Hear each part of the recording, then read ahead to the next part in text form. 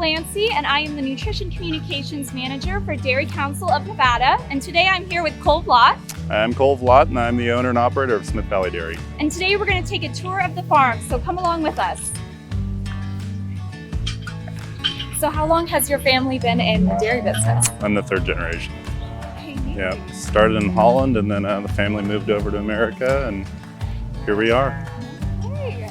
So how many cows do you have here on the farm? So total head on the farm, we have about 6,700. 6,700. Wow, how do you keep track of all of them? It's nonstop, but if you can see on all of our cows, they're wearing collars, so that collar is actually like a Fitbit for our cows. So that data is relayed all day and all night to our office, and that helps us get all the information we need on them.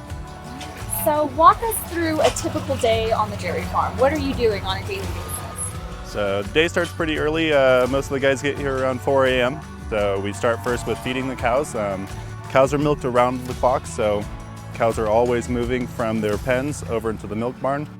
Then our health teams will come through and they'll check the cows after they're done getting milked. It's really a 24/7 kind of operation. So we're actually at one of our fields here at Smith Valley Dairy. So behind us you can see that's a field of corn, so about 120 acres right there. So where is all this corn going towards? So in about 75 days we're going to harvest this corn. Everything that we grow on the ranch all goes back to feed the cows. So tell me a little bit about the sustainability efforts here on the farm. So everything, when we built Smith Valley Dairy, we built it with sustainability in mind. So all the water from the milking processes in the milk barn, so clean up, wash up, everything, that all gets reused across the entire farm for irrigation water. The manure from the corrals, that offsets any man-made fertilizer, so we typically don't need to bring in outsourced fertilizer because we produce all of our own. What is all of this? This is what we refer to as the kitchen. So this is where all the bulk of our commodities come, so they get delivered by trucks. So here in this bay, you've got cottonseed. Most of that's coming out of the Midwest right now off the trains. You've got some DDG, which is the byproduct of making beer.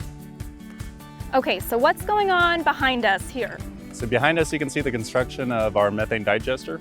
So the manure coming from the cows in our flush lanes, we're bringing that down here into our collection pits. That's where we're actually adjusting the dry matter of the manure, feeding into that big tank behind me. So in that tank, we're heating the manure. The gas is rising in the form of methane.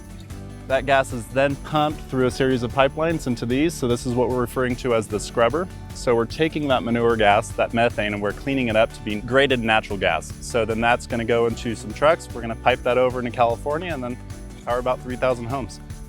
So what happens when a calf is born? So when a calf is born, we basically have a whole protocol workup. So my guys go and get that calf within about 10-15 minutes being born so we can get her umbilical cord, dipped in iodine, make sure everything's sanitary. So that's why we take them when they're really young, when we move them into our systems, because we get them more colostrum. We can ensure the colostrum is 22 bricks and above. That way they get the healthiest start that they can. Okay, so where are we now? So right now we're in the heart of the dairy. This is the milk barn. So this is where all the magic happens, right? Then they go through every cow and they check the milk quality by what we call stripping. Okay. After that, they're gonna wipe the cows with a towel to clean that teat, and then we're gonna attach the machines, and that's when the milking process actually happens. Gotcha. So the milk is going through these lines, it's going into the pumps at the end of the pits, it's going above our heads, going straight to the milk room. Flows through the stainless lines, and ends up in the storage tanks, and the storage tanks get shipped literally all over the world.